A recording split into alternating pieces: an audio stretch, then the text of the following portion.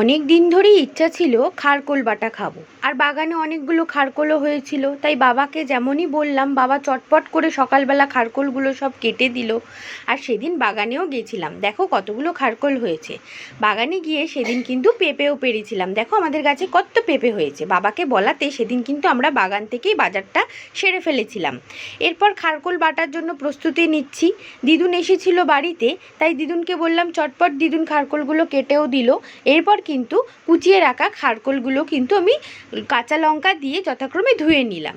তারপর একটা মিক্সিং বলে খারকোলগুলোকে দিয়ে কাঁচা লঙ্কা দিয়ে সামান্য সর্ষে দিয়ে আমি কিন্তু একটা পেস্ট বানিয়ে নিলাম।